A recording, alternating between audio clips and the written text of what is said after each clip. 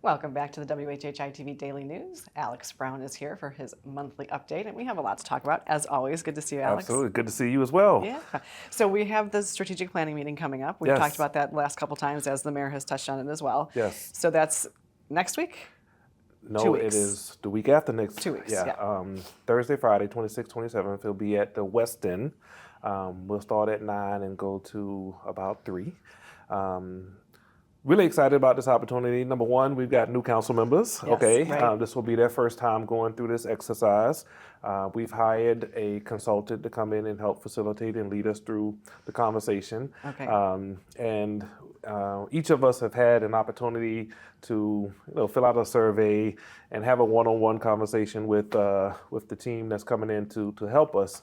And there's going to be a section of that 2-day experience. We're going to talk about governance, okay? And I think that's important. Obviously, we strive to continue to get better at what we do.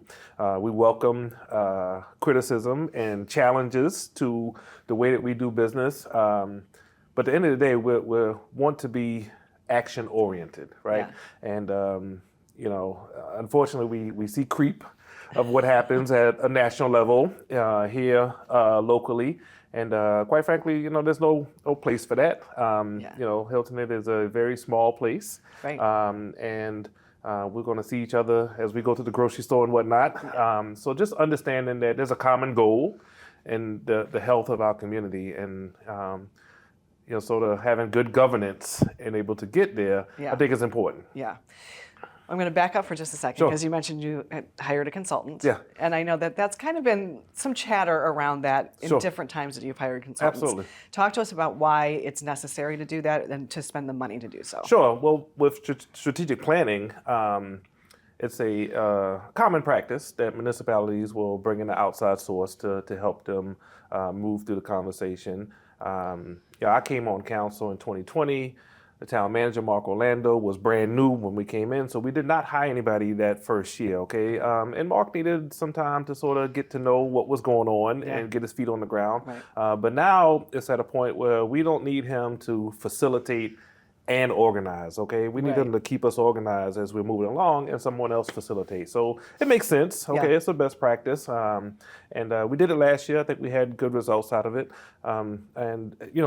We're always going to understand that folks are going to ask those questions, and we need to be available to answer the question. Yeah.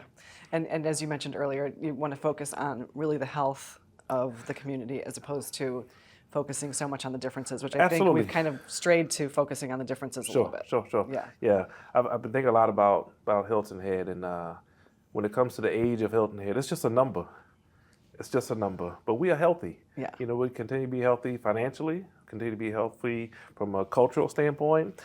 We are healthy as far as who we're attracting as visitors and potentially going to be long-time residents. We are healthy. Yeah.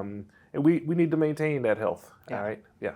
Well, and speaking of cultural health and maintaining that, it is Gullah Celebration Month, as well as Black History Month, obviously. So we've got a lot going on. We've got about a minute and a half left. I know you want to talk a little bit about the celebrations, but I know you also wanted to pay a little bit of homage to somebody special that had been on the council for a long time.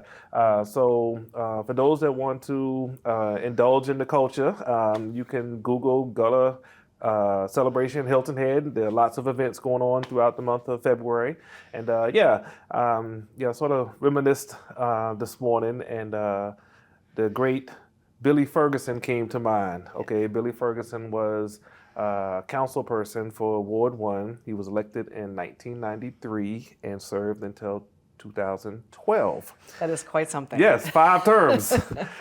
Great man, really an activist for not only Gullah community, but the community at large.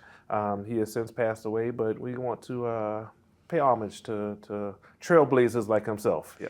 You're going to last that long in Ward 1? Ooh, 5 terms. That's a long time. You don't have to commit to it now. Yeah, right. Well, Alex, it's always great to see you. Yes. And thank you for all the information, as usual. Thank you. And we'll be back in a moment, so stay with us.